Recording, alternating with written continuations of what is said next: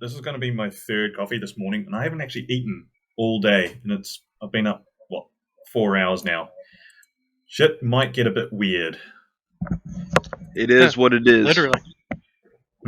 But 3 cups of coffee, that'll wake up the old ass. oof, I fucking hope so. You ever make a coffee though, like at home, and you sit there drinking and just go, "Fuck, I nailed it, nailed this fucking cup this morning."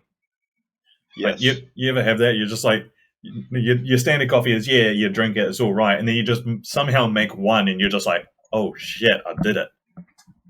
This is the one. Oh, there. The brand that I got is a real good one. I always buy it whenever it's on special, and you get some of them that taste like burnt as shit and just not good. But this one is, I'm in love with myself on this one.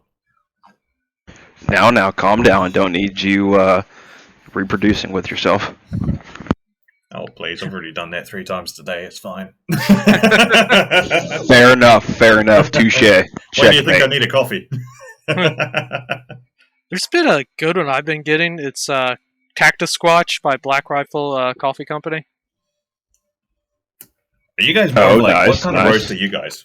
Like, what kind of strength roast? Are you like a dark and... Yeah, dark roast. Yeah. I don't get people who have like a light roast. I'm like, a coffee is supposed to be bitter as fuck. And that's the best kind. See, I like it dark coffee, but I like to add a little bit of milk and maple syrup to mine. Man, maybe some whiskey. I mean, yeah, usually for me, like, first coffee is usually got a little bit of milk and then the next one's black. Depends on the roaster. If it's a shit coffee, then it always needs milk. But, what was it, last week, Dad and I went out fishing, so it was like first thing in the morning, leaving the harbour at about 8 o'clock. But when Dad was coming to pick me up, he just said, "You still got that bottle of brandy, eh?"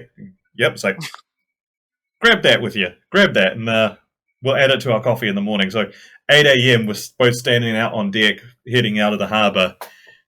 Black coffee with when I say a shot of brandy, it's one of Dad's pours, so it's probably like 2.5 shots of brandy in it. I gotta say, though, brandy and coffee is pretty damn good. Yeah, your dad's a good man for that. Oh, like, there was about maybe a quarter of the bottle of brandy, and that bottle got finished before we, for two coffees each, that bottle of brandy was finished. Whenever we go out fishing, it's always, especially in winter, it's dead quiet out there, so it's just an excuse to sit out in very good weather and just day drink. With the occasional fish. Hell yeah, man. A fish or not, it's a good day when you have brandy, your dad, and it's quiet. And snacks. And snacks. And beers. Yes. Yeah. Always a good time. Indeed. Right. Shall we actually start this thing? Yes, let's. I think we should. I think that's probably a good idea as well. So, welcome to the Micro Machines podcast. This week it is just me, myself, and I, and also Garrison and Clint. And this week, so we've had a little change in topics. We were going to have a big discussion, except 2 people were a bit slack and couldn't make it. Dennis, Don, got to lift your game. So this week we're just going to go through our top 5 kits that we have built this time over the years, because you always have some good kits and some shit kits, and the kits that you always remember. And we're going to talk about our top 5 that we've built, because we've all built probably enough kits to know what qualifies as a really good kit. Apart from me, I just know what qualifies as a really shit kit, and that's about most of the ones I have. But that's your own self-destruction, though. Yeah, it's a little bit of self-hate into that, a little bit, just a little bit, a little bit of masochism in there, But before we get started, we'll do the usual introduction. So you have me, Callum, from New Zealand, and as I was saying before, I'm drinking a damn fine good coffee. Well, you got me, Garrison, out here in Kansas, drinking a coffee as well, and I've actually got a plate of food in front of me because dinner was late. But Nice. yes. And you got me, Clint, in Indiana, and I have a water. Where's the Pepsi? Don't have any Pepsi right now. All right. So we'll get straight into it. And first up for my first kit for the top 5 is the Airfix 1 to 72nd Vickers Wellington Mark 1A-C. Primarily, I bought this kit. I got it as a birthday present from my ex. So, pretty damn good birthday present. I got this kit because this kit depicts the New Zealand Wellington, where the engine caught fire, the extinguishers and electronics failed. So I think it was the flight engineer actually climbed through the Astrodome, kicked holes into the wing so he could walk across it, and put the fire out with an extinguisher outside the aircraft. Fucking Chad moment, dude. Holy shit. Yeah. He ended up being awarded the Victoria Cross for that. And so I built the Wellington to depict that aircraft, except I fucked up a little bit. His Wellington Mark was a Mark 1A. I didn't read the instructions properly, and I accidentally made a Mark C, a Mark 1C version, which has got slightly different things, like having waist gunners, and yeah, I kind of fucked up on it, but I still did it in the markings just because I wanted the New Zealand markings on it. But what can I say about this kit? Well, it was a fairly new Airfix one. So you know how Airfix went through that period of being really dog shit with their releases. Yeah. Yes. Borderline unbuildable. This one is not one of those. This kit, if you have a chance to build it, definitely build it. It is a really, really good kit. It's got a full interior, including a chemical toilet. They do the interior to the point where they have the toilet that they could use. I mean, that's pretty cool. That's actually really cool. Yeah. It is. And the inside, because of the way that a Wellington is made, it's kind of like, you know how airships are made? They're just like a steel frame and then just covered in stressed canvas, linen. What did they use? Just linen, stressed fabric, right? So they've actually got the ribbing, the steel structure inside all fully detailed, so you can go through and dry brush it or pick it out. They've just got like amazing detail inside. They have the canopy options of either having closed or, as I've got it, and you can see in the slides, the canopy, the windows actually slide to the side, so you can have them open. You've got the turrets are well detailed. Gives you a full set of bombs inside it, and that's fully detailed. The instructions are really good. There's a lot of instructions to it, but it's super detailed. Everything fit together so well. It was ridiculous. This kit was a joy to build, like really was. And also it's a Wellington, and I'm also glad because it's a Wellington, and I really like the Vickers Wellington. It's a really cool aircraft. One day we'll do an episode on it, but it was one of the few aircraft that were still being produced from before the war until the end of the war. They still kept making them, and it's one of the few aircraft that actually did that. So, yeah, they're a really good vehicle, really cool aircraft, and the kit for it is just phenomenal. I'd recommend it to everyone. Very neat, very neat. Yeah, very nice. All right, up next. Well, it's my first one. This is going to be the 1 to 35th scale Tamiya T62. Now, if you're watching, I posted up, because I built this kit twice. The first one was supposed to be for the Chechen Wars. This one is a Horizon Island Defense Force with custom ERA, concrete armor, Challenger 2 side plates, sandbags, all sorts of fun stuff. But I put this one because I love how this turned out, but the kit itself, it's an older Tamiya kit, but it's so, like, default, looking and easy to build that there's a lot you can do with it. If you're just wanting a quick kit to throw together and do a lot of scratch building or anything like that, this is definitely a good one to do. Because the 62 is honestly a pretty good tank. And, I mean, it looks good. It's a lot of fun to build because it was how quick and easy it was to build. Needed some sanding and stuff. It's older Tamiya. But if you wanted to do upgrades to it, whether it was aftermarket upgrades or your own upgrades with scratch building, it's definitely, in my opinion, one of the better ones to do. Yeah, because this is a 70s Tamiya kit, isn't it? Yeah. Around that. And they went through a rough period with a lot of their did. kits, didn't they? Around the 70s and stuff, where they were a bit, Dull. still, they're all right, but yeah, it could be better, sort of thing. I see it as like almost a blank canvas, Yeah. It's like you get the very basic of a vehicle, but then it just allows you to build up upon it, sort of thing. Yes. Oh, yeah. Yeah, so. But that was it. All right.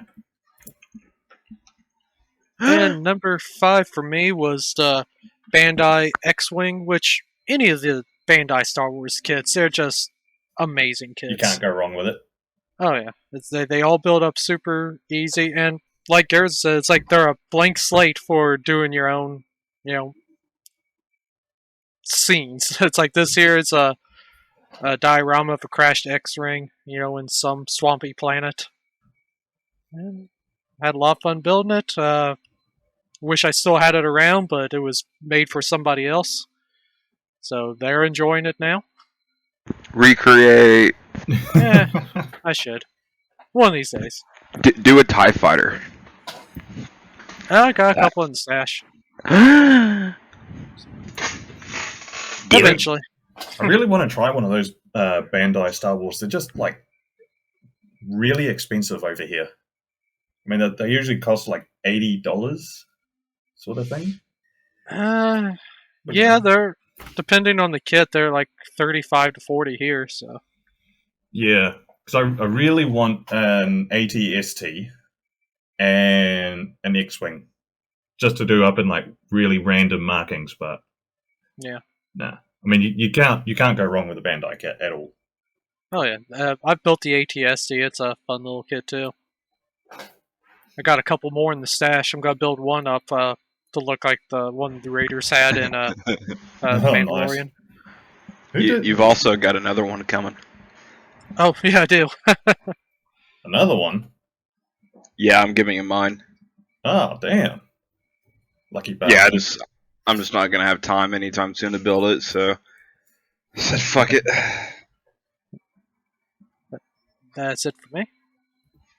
All right, my next one is the Takom SMK, the multi-turret heavy tank that was in competition with the KV-1 and the T-100 for the air quote next gen heavy tank for the Soviets before the war.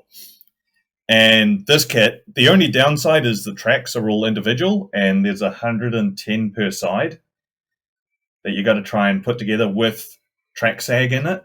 Yeah, that's tough. That's the only downside, but otherwise the rest of the kit just goes together so well, and the amount of detail that's in it. I mean, with the one that I did here, I put a whole bunch of rust on it because this is a what if. There was only ever one SMK built, and it was used in the Finnish War, and it got hit by an AT mine and disabled. So I know. I really wish they did. I think the Finnish recovered it and broke it down for scrap, and it's kind of sad. Yeah, this would have been, if they'd kept it would have been a cool thing. But anyway, but it's just a really cool subject. The kit goes together so well. There's barely any sort of bad parts or anything like that. I upgraded mine a bit because the original kit doesn't come with the fuel tanks on the back.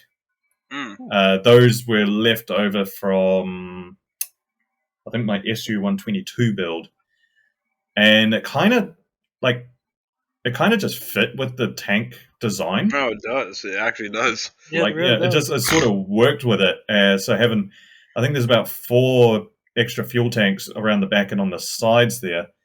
And I just did a whole heavy winter scene because it was in Finland. It was during the snow and all that, so it would have been covered in snow like this. So I just made it a what if of if it didn't hit that AT mine and was just continually used. But Not gonna lie, it looks sexy as fuck. It does look really good. Oh, thank you. I made it during when I was in level 4 lockdown for COVID, and I literally spent 12 hours a day for 8 days working on it. Hell yeah! Just because I had nothing else to do.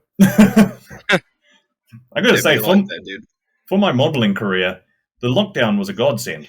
I learned so much just because I had nothing else to do. But I just learned that my everyday normal lifestyle was called lockdown. Yeah, it's like lockdown. Everyone's freaking out. Oh, we have to stay inside all day, every day. It's like I do that anyway. It's like what? Like so, what's the lifestyle change here? It's like you're just giving me an excuse not to go outside.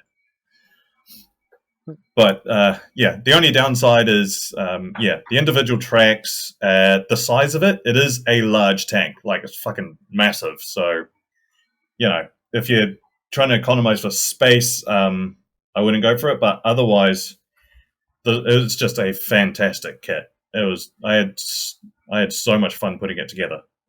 Apart from the tracks. But yeah, otherwise. Fair enough. All right, my number 4 got the 35th scale Tamiya M8 Greyhound. This was a lot of fun to build.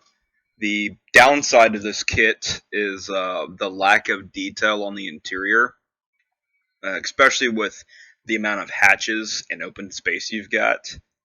Kind of lacking a little bit, but if you cram the space with some custom stuff, like I put like a calendar, some pictures, and other stuff like that, and put a figure in the turret basket, it makes it look pretty alright.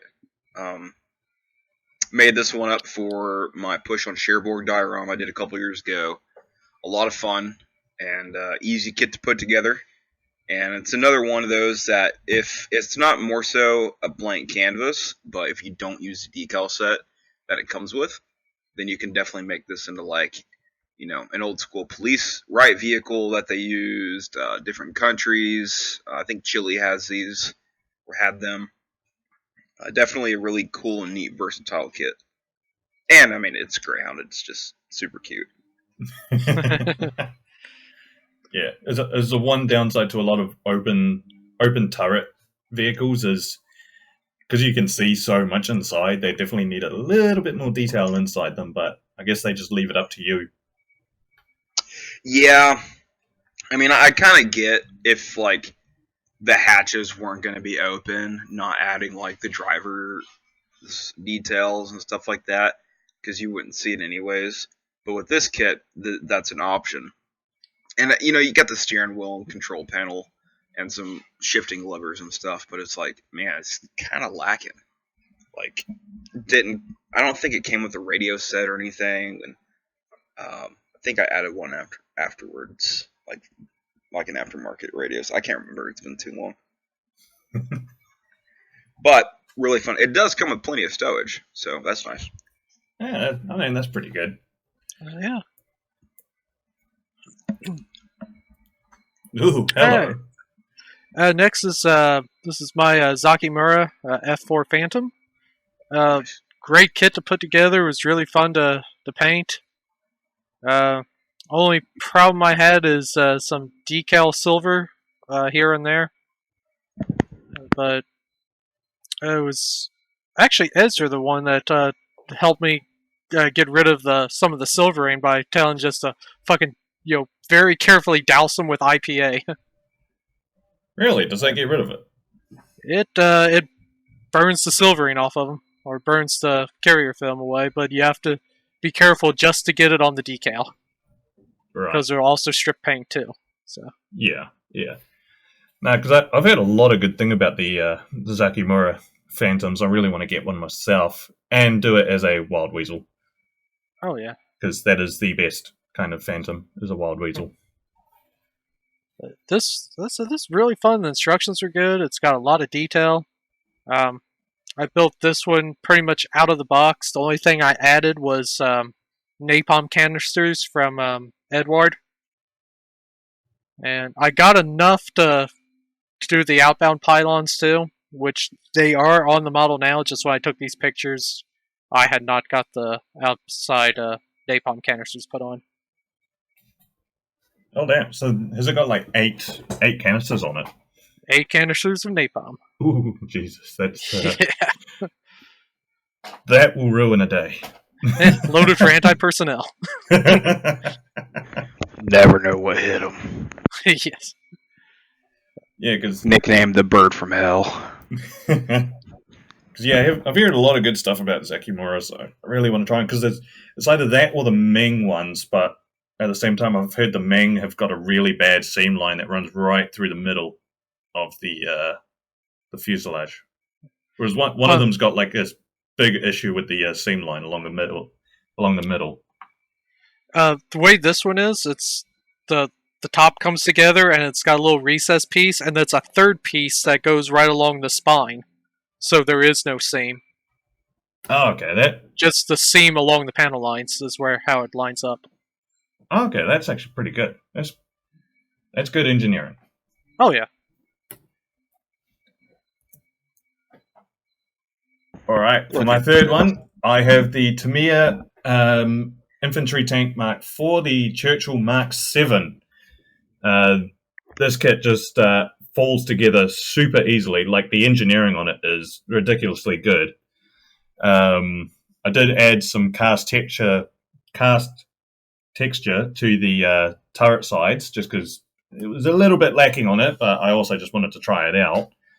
The rubber band tracks are really good. The way that they've molded everything together, it just goes together so well. And the figures for it that are included are really good as well. Like, it comes with, like, all the figures you see, they're all part of the kit. So you got, like, the farmer with the fucking his little wagon there and all the crew and stuff like that. So it was a really nice. good kit. I love the Churchill myself. It's one of my favorite tanks, so that's why I bought it. But yeah, just the amount of options they give you for stowage. Like, I didn't use a lot of it on this one, just because I wasn't good at doing stowage type stuff. But yeah, I can highly recommend this one to people. I remember I built one of these partially a couple of years ago and never finished it. I think I'm going to get another one at some point because it just looks so good. And it did go together really well. Yeah, and originally I decided to do the front fenders on the ends, but then, like, after I finished it, like maybe 2 months later, I was looking at it and kind of just went, kind of regret that now. Now I want the fenders off. Yeah, it looks so metal without the fenders, dude. Like, look at this shit. Yeah. So I kind of regret doing the fenders now, but otherwise, and I did it in my favorite British tank style of the black and green stripes, just because. Oh yes. Oh, I love that. Black and green goes hard as fuck. Oh yeah, absolutely on a tank. And then this is also my first time trying out a sort of diorama-ish base. It's kind of bland and boring, but first time for everything. Oh yeah. Oh yeah. Well, yeah, if anyone has a chance to build a Tamiya Churchill, absolutely go for it because it's really good. Very nice. All right. 251. Yeah, I knew you'd be excited about this one, Clint.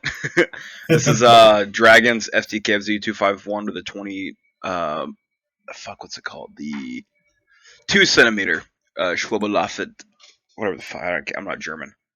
But I did this one up in snow camo during the Battle of the Bulge.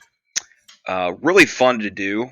I did the Tamiya 251 before this, what they call the Hanameg, and it was god awful. Dog shit. Yeah, absolute dog shit. The lack of detail, the fit, everything was horrible about it. Moved over to Dragon's 251, and which I know their 251 series is really good. And I got this kit for like $10. So it was an absolute steal. It went together great. So the only downside I had was 2 downsides. One, the front wheels, the steering wheels were connects isn't the greatest. It's a little too big. The wheels themselves are a little too big for the spots that they connect to, like the axles. So it's a little off, but I got them on there. And then the tracks are like 2 or 3 pieces each, which I say is a bad thing. It's really not, because it gives so much detail, and it gives you the opportunity, if you wanted this thing to go over like a landmine or something, you can have blown off tracks that are completely blown apart.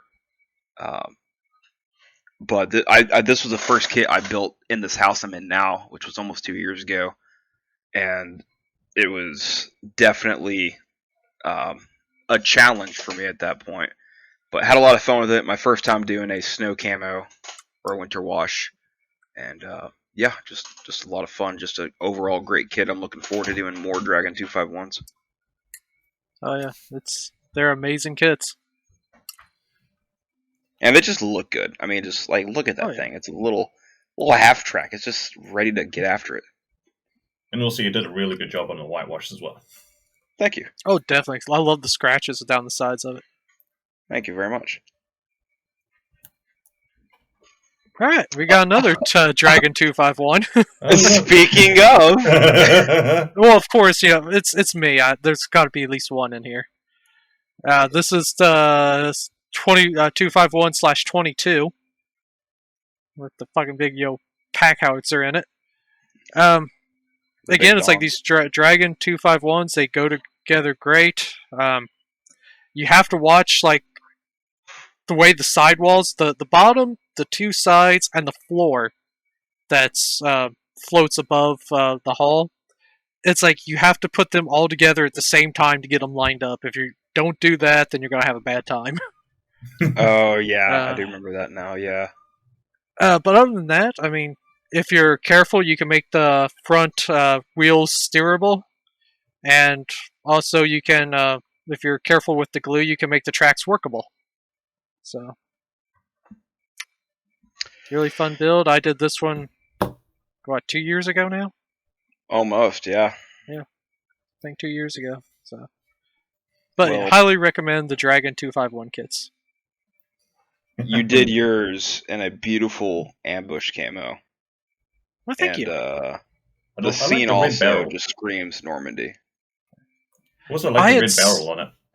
Yeah, I had seen several photos that said that the barrel was still in primer. So either the barrel was replaced and they never did repaint it or what have you. So it's like, fuck it, I'm gonna do that. Well, it looks fucking good. I'll tell you that much. And the scene you did with it also it just screams Normandy to me. Oh yeah, I've tried to get they just pulled into like a little farmyard or something. Yeah, real quick, how did you do the hedgerow right there? I'm curious. Because it looks really good. It is XPS foam is the inner core of it, and then stuff from Diorama Precipe has been glued to the top of it. Very well.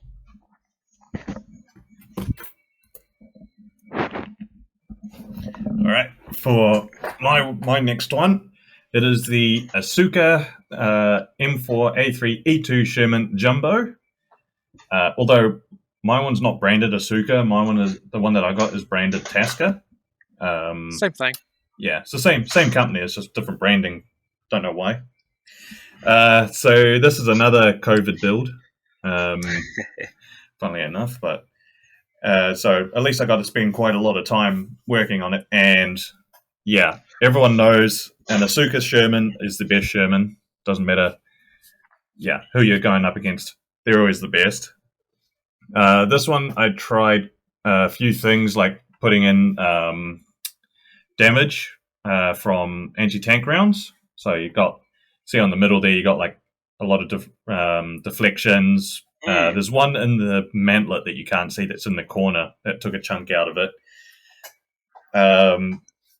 It's even detailed to the point where the exhaust sort of thing at the bottom is actually, you can move it. So you can have it in the up or down position, but the way that you build it means that it's movable. But nice. The tracks are rubber band tracks, but for rubber band tracks, they are the most detailed and like accurate ones. ever. Like they're super good. They don't like, you know how rubber bands kind of sometimes the way that they're molded sort of bow out, and like, you know, flat Yeah. things that are supposed to be Yeah. flat are bent and all of that. Whereas these ones are molded where they're creased, where they're creased between the blocks, and the blocks are quite solid, so that there's no like sort of fake bending or anything like that. They're really, really well detailed, and yeah, just the amount of detail they put on it, because you got photo etch to go with it as well, if you choose to do it or not. This one I added in a mini art tank commander on the 50, because this was supposed to be a very big diorama, and by the time I got round to even thinking about the diorama, I had to go back to work. Basically. But I spent a lot of time putting in a whole lot of stowage. So you got like, you know, fuel canisters on the front that's been hit with shrapnel, so they're broken open. You got full stowage on the back with a spare wheel and all tied together with rope that's totally out of scale. Even tried making a tarp. I think it, especially the rope. I don't think that's out of scale. I think that looks good. Yeah, I had a lot of people saying it was out of scale, but I didn't think it was too much. But yeah. No, I mean, think about it, dude. Like, it's just thick rope, which isn't inaccurate for military units. Like, that's that to me. That looks damn near perfect. Yeah. So fuck those guys. And one thing I do like about the Tasker Shermans is the running gear, the bogies. The way that it's all built up. I think we discussed this in another episode when Garrison was looking at his one. You got the rubber pads that you can put into it, so you can adjust how high it sits. And of course, the Jumbo Sherman with all the weight on the front, you know, you got an extra what? I think it was like an extra 6 plates of armor welded onto the front and onto the sides.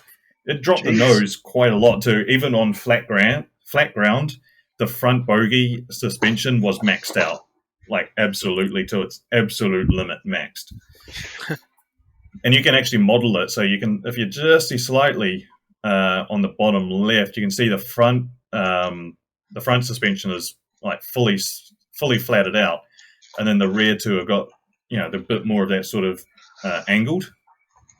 So that's the sort of effect I was trying to get for it, and they allow you to do that so well. It's yeah, can't really say anything bad about this kit at all. It was such a good kit, and also it's a Jumbo Sherman, and out of all the Shermans, that's my favorite, with the 76 anti-tank gun, not the 75. Now the distressed star on the side. Did you do that, or was that how the decal came? That's the decals, and sweet. And they provide three of them, and each of them are at various stages of distress. So this is like the middle one. De-stressed. I think you got one that's slightly less, and then one that's like, I'd say 60 to 70% of the star is actually gone. So damn, yeah, it was pretty neat. So they just give you so much stuff for it, and yeah, I mean, it cost me about $90 to buy it, but it's kind of worth it, to be honest. Very nice, very nice. Well, this is my 1/35 scale TACOM M114, and this little thing is fucking sweet. The kit went together really well. My only gripe about it would be the top plate there. If you look on the right picture, you can see there's a gap. I tried for quite a while to get that to sit properly, and it just wouldn't. So that may be user error, but I followed the instructions and went back multiple times. So I've got a feeling it's manufacturer error, but it's such a small gap, it'd be easy to fill it up with putty. I just didn't. One, I'm lazy.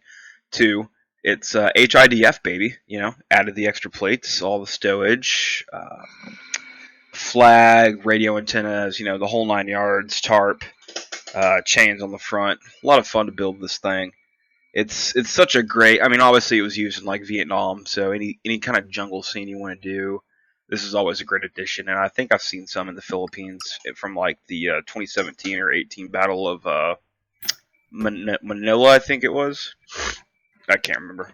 But the ones that have got like stacks and stacks of cardboard on them.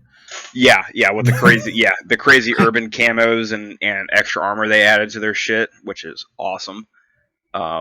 This would be a great vehicle to throw in there. Definitely a lot of fun. Yeah, because I heard a lot of good things about this kit. Because you and Dennis both bought it when it just came out, eh? Like when it was just released, you guys immediately bought one each. Yep, sure did. Yeah, shame No about that little gap. regrets. Yeah, I know. Yeah. And Then I again- can't. Yeah. Go ahead. I was going to say, then again, Tacom have kind of released a few new things that have had a few fit issues lately, like the Weasel. Yeah. Mm. But, I get it close enough. Yeah, it's Still looks Tacom. good, Yeah, especially all still good. HIDF. Yeah. Raw. All right. Trying to figure out which one should be first on my list was hard. This was probably Well, the best fitting kit I've ever built. A pair of It titties is. as well. Do what? And there's a pair of titties as well. And there's a pair of Yes. titties on it too. Honk This honk. is the Tamiya Lightning that they brought out a few years ago. Is this the 48 scale one? Yeah, 148. I 3D printed out a whole bunch of Marston mats, for the base. It has what is it? Not Quinta Studios. It's Edward Space 3D decals, which is like the Quinta Studios decals. Oh, yeah. Yeah. It's got the new Edward exterior decals, one where you can remove the carrier film, which are amazing.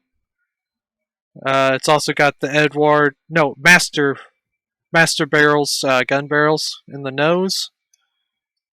And yeah, all in all, this was a really fun kit to build. It's the best fitting kit I've ever had the pleasure to build. It's right here. Oh, yeah. Very I mean, nice. yeah, I've heard a lot of good things about the Tamiya Lightnings. I really want to do a Lightning because I made one when I was, 10? And, it's not so good. The landing The gear old Rebel collapsed. monogram. No, I have a feeling it was an Academy one. Academy.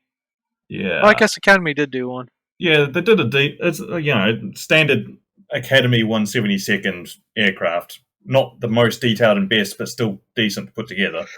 Yeah. But yeah, that was when I was painting. I was building stuff way too quickly, and I wouldn't let glue dry, so the landing gear kind of collapsed on itself. Yeah. Kind of looks like it's sort of retracting the landing gear on its way up. But the landing gear broke halfway through it. That's tough. And that reminds me, that's another thing I put on here. This is Edward resin or brass and reels. Oh, nice. Nice. So definitely recommend.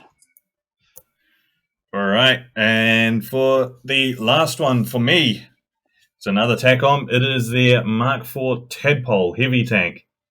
And this Sucks. build, the only gripe I have about it would be the way that the center hull is put together. It's a little bit finicky, and you got to get things angled right before you glue it. But otherwise,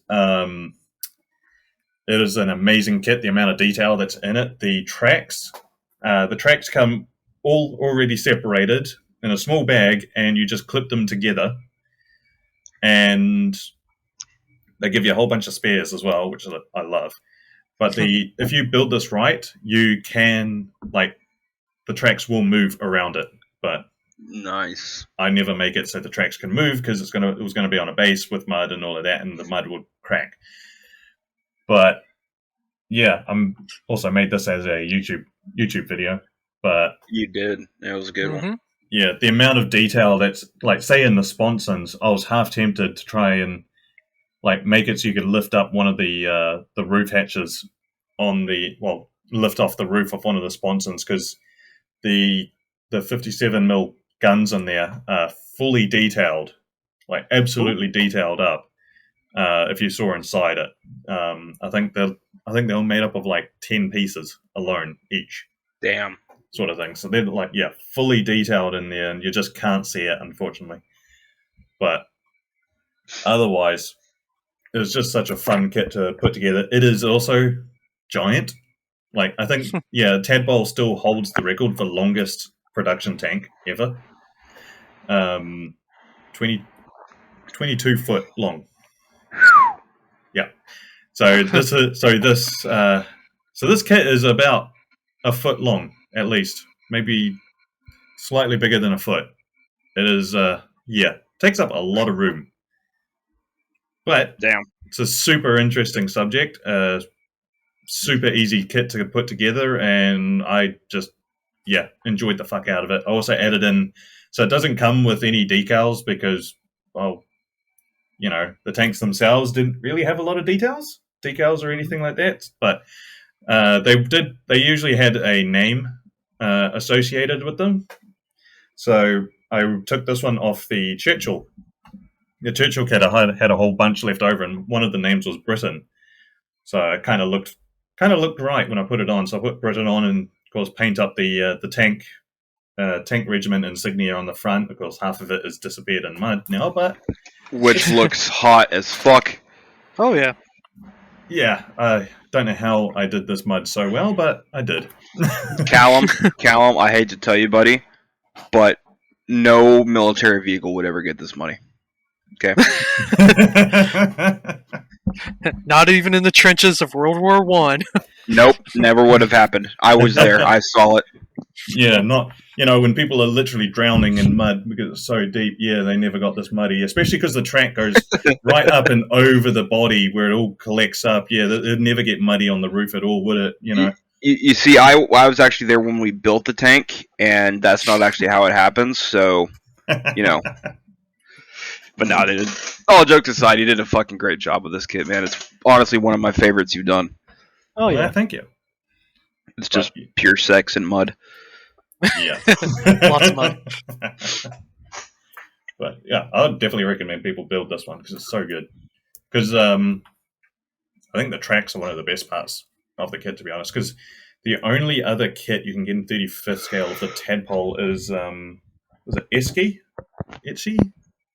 That it's like Etsy or something like that, and they have rubber band tracks, and they are hideous. Like, these are just like the tracks here are just like metal plates, but because it's a rubber band one, they just curve around with the tracks with the body, and it just looks ick. Yeah. So yeah, definitely recommend this one.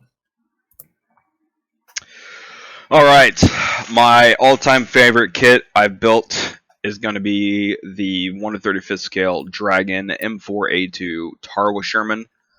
I did this one up as the China Gale, or Gal, whatever. I can't speak English.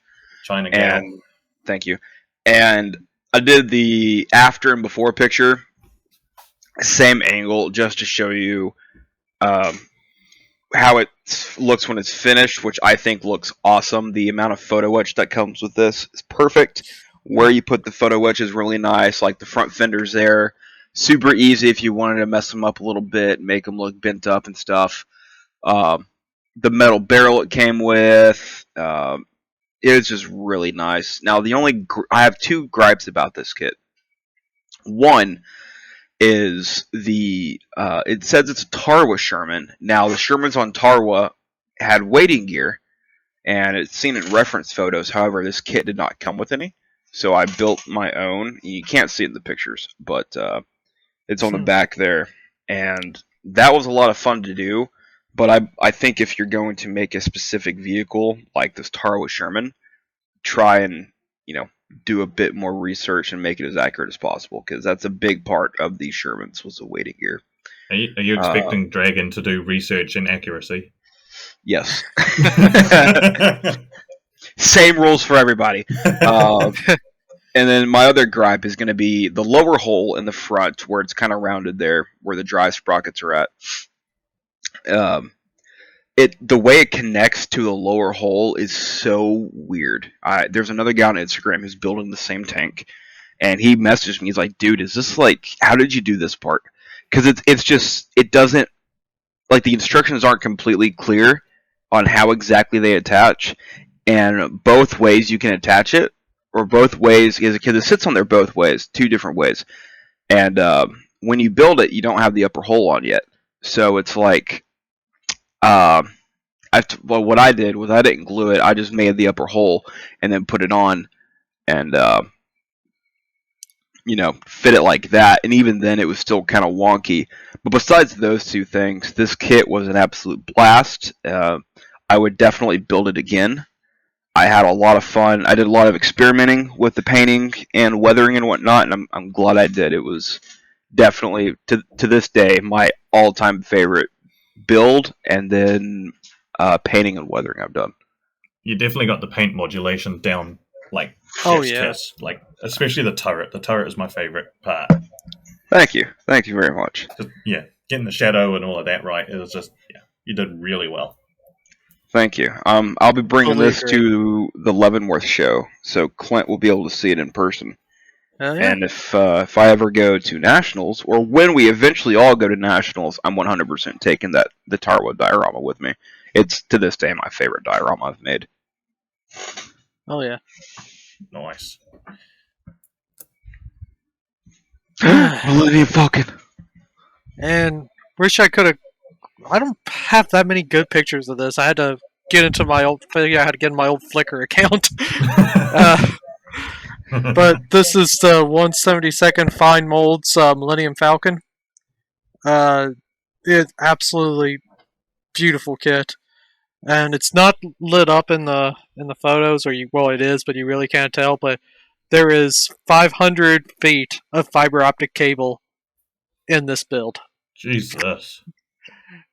So it was an absolute blast to put together. Did some 3D printed stuff. The cockpit is 3D printed. So is the Top Gun tub.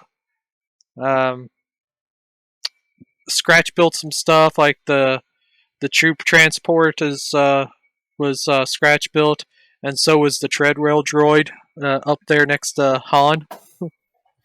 So fun build. Definitely recommended if you can get your hands on the old Fine Molds Falcon. I think those go for an absolute bundle nowadays, don't they? I got this one several years ago for $300. Well, you know what? We wasn't in our house, in the house we're living in now. So You could afford it. well, I mean, it wasn't that. It's like my wife bought this for me with the stipulation that I had to finish remodeling the house that we're living in now before I could build it. Bet. So Damn, that is. I mean, that's one way to control a modeler right there. oh yeah. So absolute all-time just favorite build is the little Hoth Well, scene.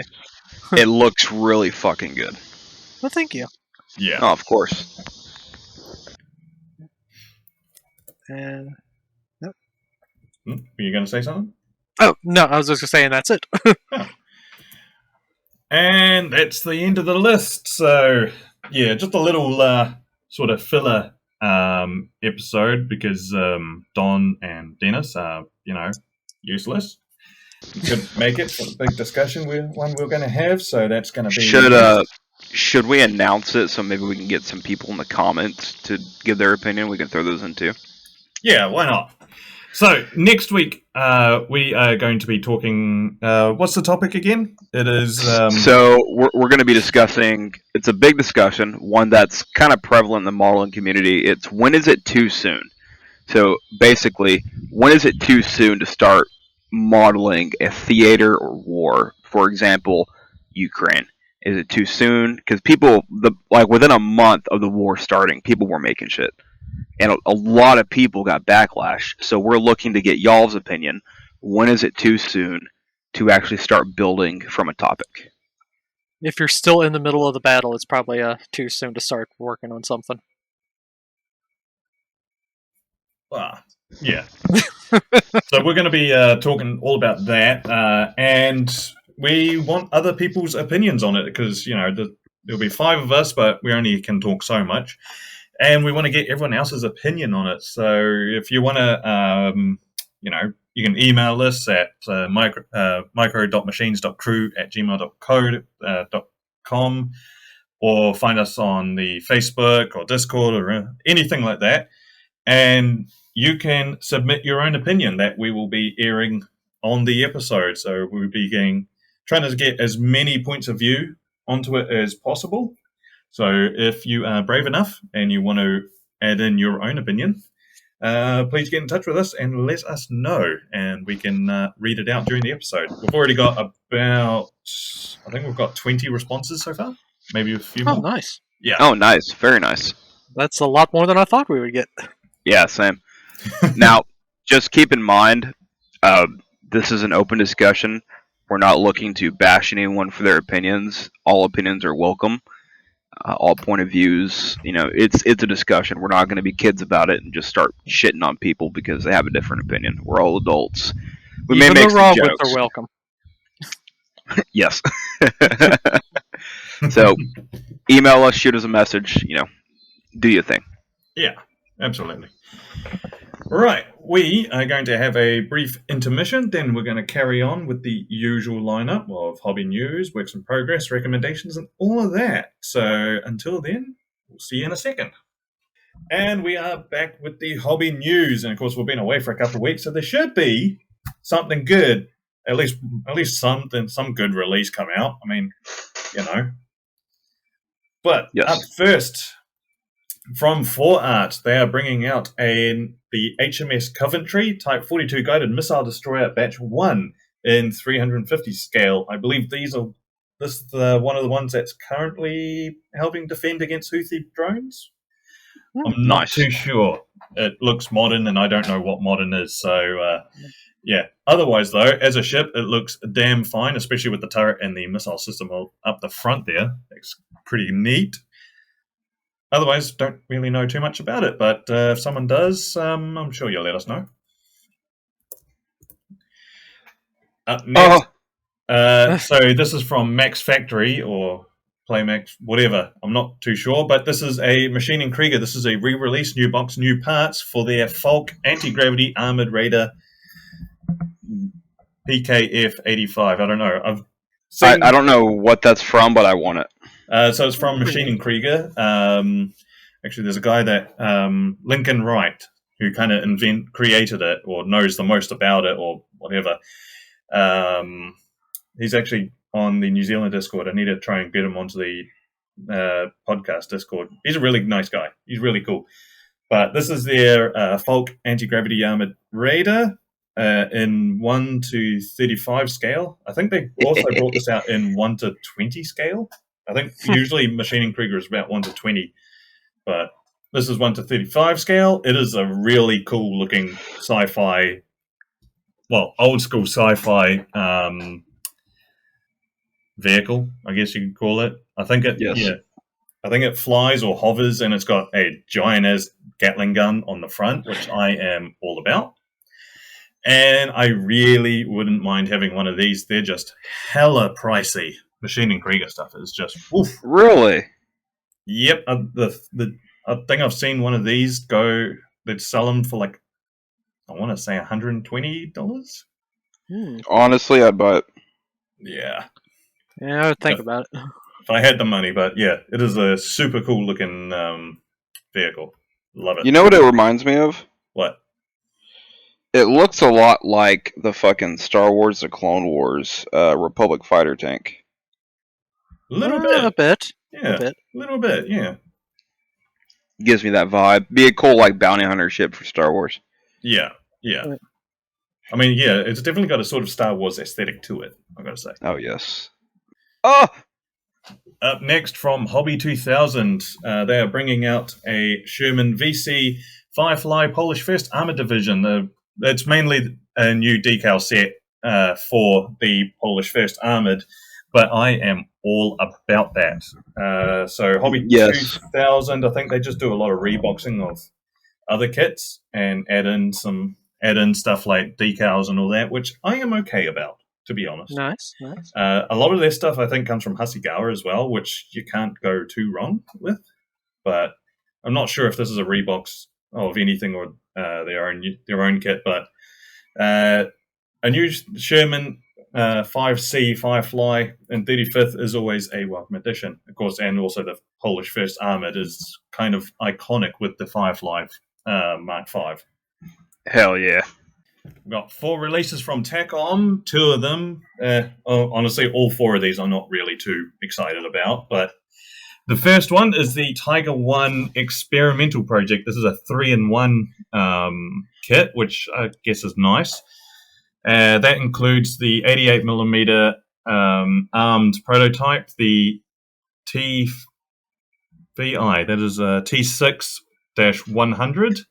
That is I believe it's a Soviet experimental that, before Germany decided to fuck themselves and invade Russia, they were kind of sharing a lot of technology with Germany, and I think this is one of them, just looking at it. Or it could be fucking Soviet captured and modified. I'm not too sure. I don't really care too much about them. And also and then also you can arm it with a 75mm L55. That was one of the prototypes, which not a fan of. A Tiger with a 75 looks weird. It does. It's a Tiger without a muzzle brake as well is just wrong. Oh yeah. Like Looks this one, ugly. like the one that they've got on the box art is hideous. Don't like it. Yeah. Oh yeah, especially with that big red star on the side of it. Yep. That as well. I will say though, the box art for the King Tiger, that looks hot. Yep. So up next there is the VK45.02H draft blueprint with 1461. I don't know what that means. I have a feeling it's probably like a design ID number or something like that, but basically it's the prototype to the Tiger 2, I believe. Yeah, it looks like a Tiger 1 chassis with a fucking Tiger 2 turret. I have just noticed that. Thank you for pointing that out. It is what it is. It's a Tiger 1 with a Tiger 2 turret. Yeah. It looks hideous. I don't know, I kind of fuck with it, ain't gonna lie. I'm not a fan. I don't like that. I do not like that at all. Yeah. Yeah. Yeah, I'll be passing on these 2 definitely. Yeah. I mean, maybe if I had to choose, like gun to the head, I'd probably choose the gun. No, I'd probably build the 75mm prototype Tiger just for the obscurity of it, to be honest. But HIDF? Yeah, maybe. One of the Tigers that didn't quite make it to Japan got diverted off. Yeah.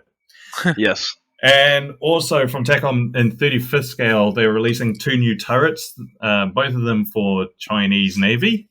We have the HHQ-10 surface-to-air missile system and the HPJ-38 130mm naval gun.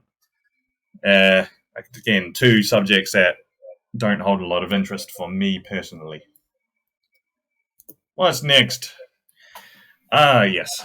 Airfix have just announced a pretty major release, actually. A brand new tooled, I think it's a new tooled, no, it is a new tooled, 24th scale Supermarine Spitfire Mark VII-8. Yes, Mark 8.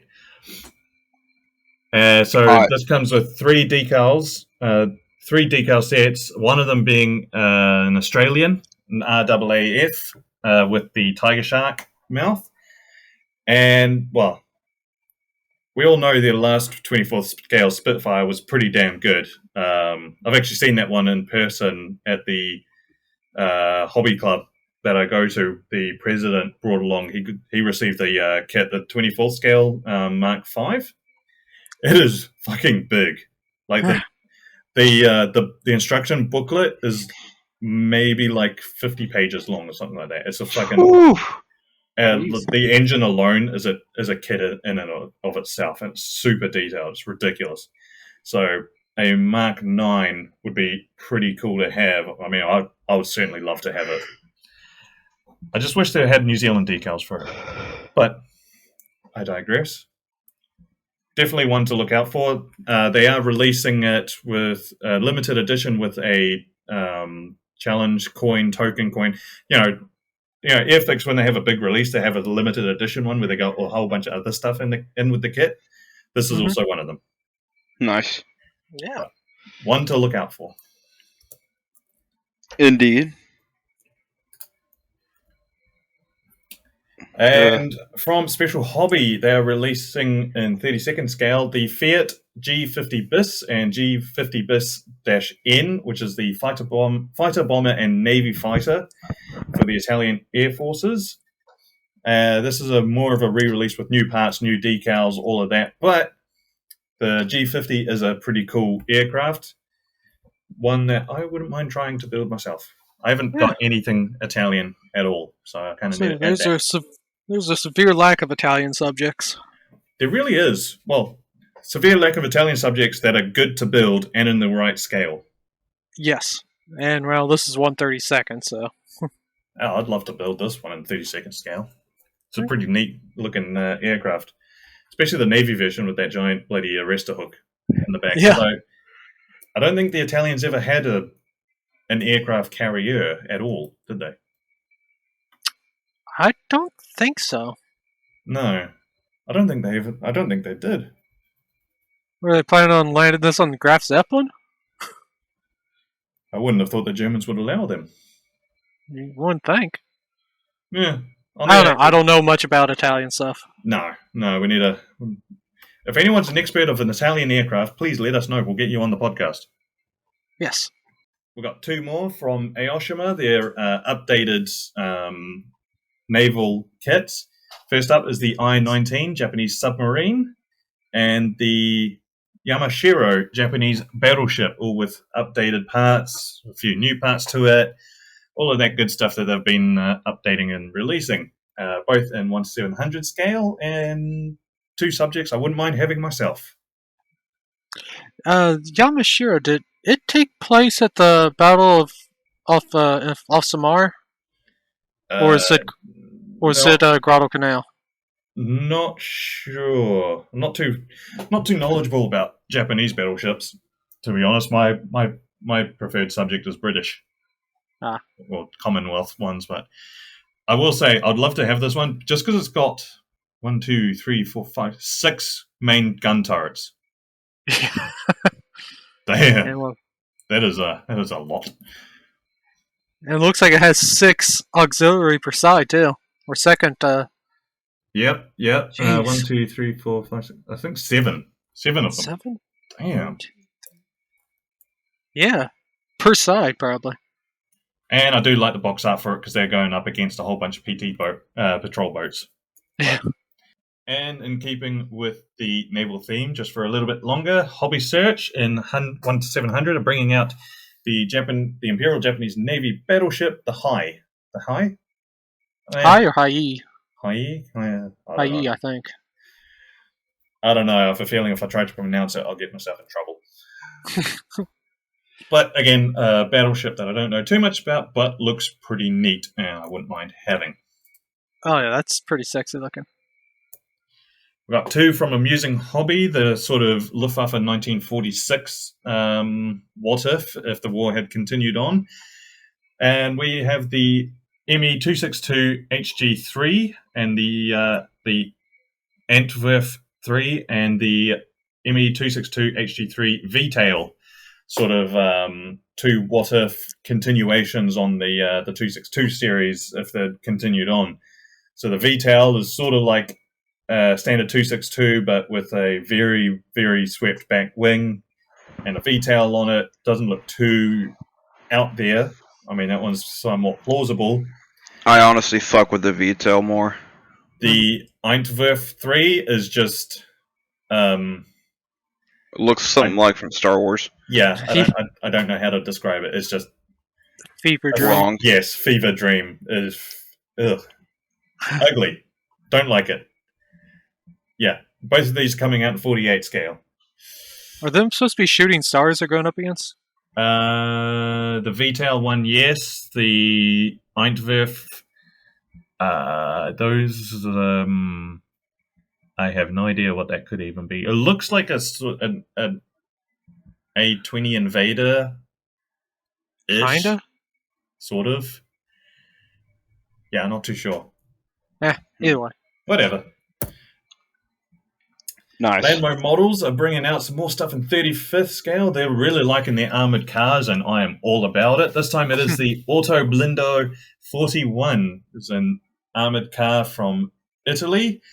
Carried I think it's a 20mm autocannon and also a 37mm anti-tank gun.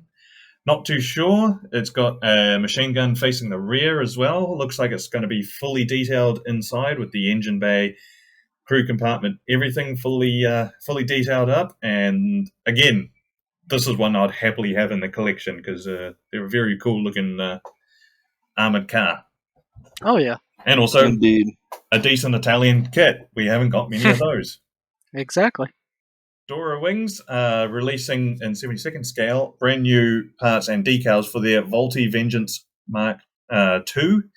Looks like it's coming out with RAAF decals, which again I'm all about, even though it's Australian, but New Zealand never had them, so you can't have a New Zealand Volti Vengeance. But I will happily take one of these because the Vengeance is a very cool looking aircraft, even though it was kind of shit.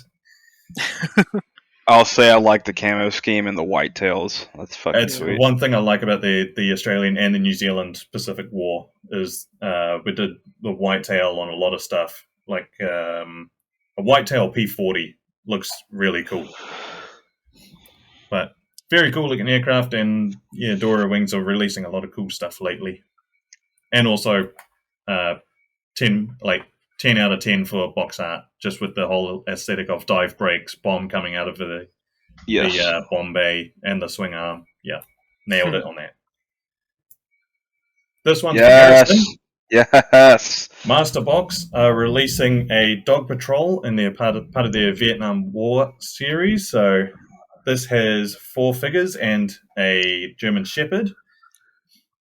And, well, we do have that Vietnam group build that we're both part of. Well, that we're both going to be taking part of. I mean, this could be added onto your little diorama. Although I don't think it would. No, it wouldn't work for Hamburger Hill, but it would make a really cool vignette. Yeah. Oh, yeah. And also, yeah, there's a bit of a lack of Vietnam sort of infantry as well. Well, decent ones. There really is.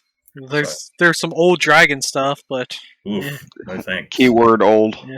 Yeah. Considering it wasn't, I think because the Vietnam War was mainly, infantry and helicopter based, so the rest and aircraft.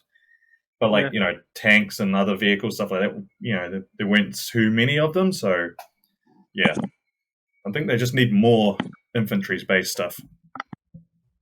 Yes. And a 35th scale Huey. Yes. Definitely need a good Huey in 35th scale. Yeah. And if my laptop wants to work. 3 from Ryfield Model. The first one is an M1A1 Abrams tank, but it is the Ukraine updated version with workable tracks. It looks so hot. It's an Abrams that's got ERA blocks on the front, which is weird. And also along the side, which is also weird, but also very cool. I fuck with it so hard. Look, oh god. They're also bringing out an SD KFZ 234-4. The I don't know how to pronounce that. The Sparwagen, whatever. It's basically a 234 with a 75mm Pack 40. Is it a Pack 40? Yeah, I'd take it. Yeah, Pack 40 with a full interior as well. So that one would be nice. I wouldn't mind having that one. And also a SDKFZ 167 Stug for late production with an engine. I think it's probably a resin engine. Yes. Oh, yeah, I'd take that too. I'd fuck with that. You have to get him before Don gets a hold of all of them. Right. We know how much Don loves a Stug. He does. Don't let him lie to you. That's all he builds. Then he tries to say he only builds Canadian.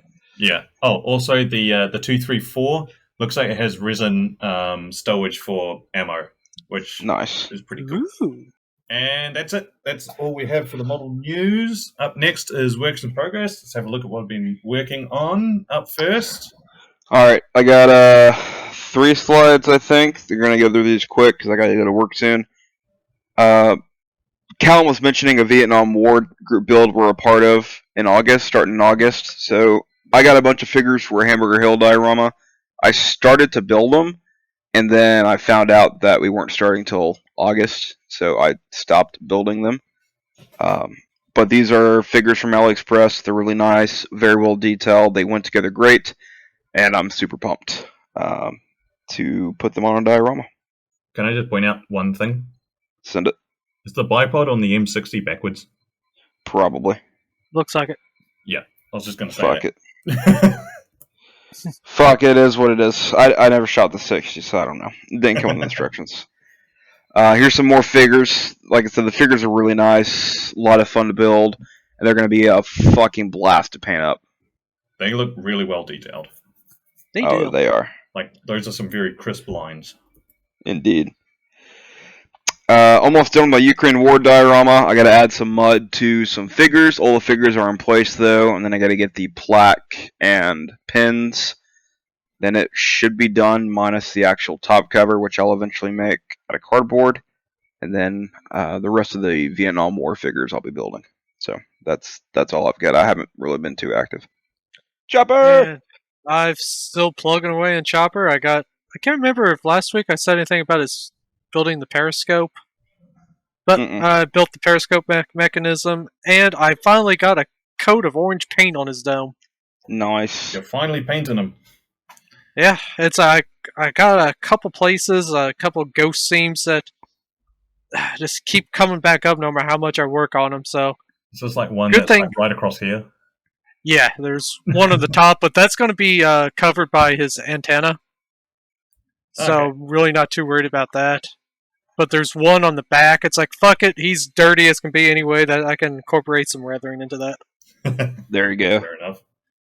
So I've got 3 slides. So this first one is part of the Auckland IPMS Club.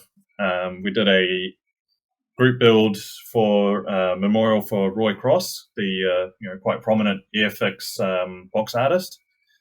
So we had to find a kit that had one of his box arts on it, and I decided on the vintage classic Bristol Bulldog, and I regret everything. I hate this kit so much. Things didn't want to go together that well. Like the wing struts didn't fit properly. The hideous amount of flash that's on everything.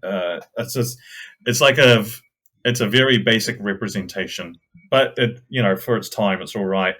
So I managed to get this finished yesterday. So I'm glad to have it finished. I got it fully rigged up, which everyone goes on about rigging something and how difficult it is. It's honestly not.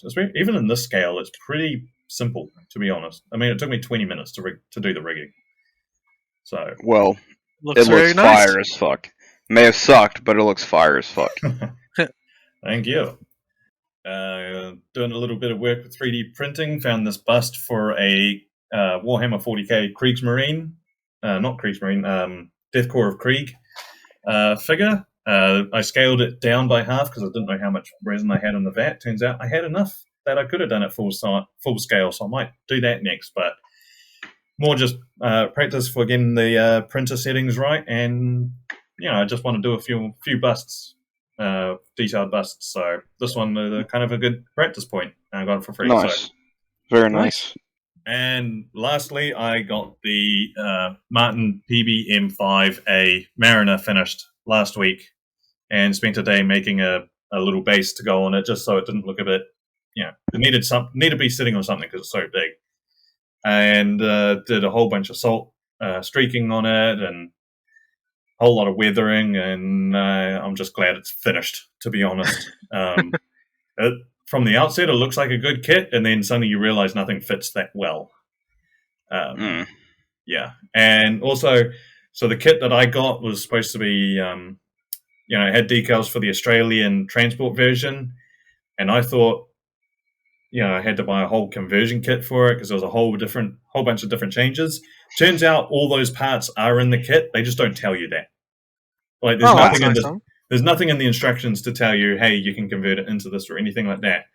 You just see the parts for it, but they don't tell you. So you just think it's like random spares or something like that. So I was a little bit annoyed, but at the same time, the Australian version is dark green and unarmed transport version. Whereas this is the armed version for the US Navy, and I followed the rule of cool, and guns are cool. So, and it kind of looks better with the turrets on it, to be honest. Oh yeah. Yeah. But yeah, glad to be finished with that. Definitely your best build yet. Why is it always the best builds are the ones I end up hating at the end of it? That's just how it be sometimes, my guy. All right, moving on with the recommendations. I couldn't remember if I already brought this up. I don't think I have yet, but Nimitz at War. Don was the one that recommended this book to me. Again, on Audible, I think it's around 18 hours or so.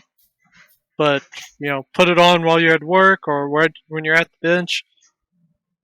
An excellent background into, Nimitz's mind. Nice. Oh, nice. I'll have to check it out. And I don't have anything for this week, unfortunately. All right, ladies and gents, we're at the end of the episode. That means the group build. So coming up on September 1st, here in about a month and a half, that'll be the end of our Pacific group build. If you'd like, you still got time to enter either the recreational or competition. We've got a great competition prize, so stand by for that and come on and see what other folks are building. Same thing with the sci-fi, except no prize, just all recreation. So if you got something you've built in the past, oh, that's my alarm for work. If you got something you've built in the past, or you want to build something new that's anything sci-fi related whatsoever, throw it in there, come join, have fun, and see what other folks are building. And as usual, once you've finished listening to us, go and check out all the other modeling podcasts, because we are quite different to all of them. Stuff like On the Bench, Built Sideways, Just Making Conversation. Go check out them, because one of their hosts has just had a quadruple heart bypass, and is so he's recovering from that. So if you do listen to this, James, I doubt you will, but if you do, get well soon, mate. Glad to see you're on the mend. You got stuff like Modeling Insanity Podcast, Plastic Posse, all of them. So go check them all out. And as usual, at the end of the episode, we like to thank our Patreon supporters. Under our Pinju supporters, we have Paul Gallagher, Lord Floki, Robert Judson, and moving up from just a follower to a supporter, Rale Mascaroni. Doubt I said that correctly again. I'm sorry.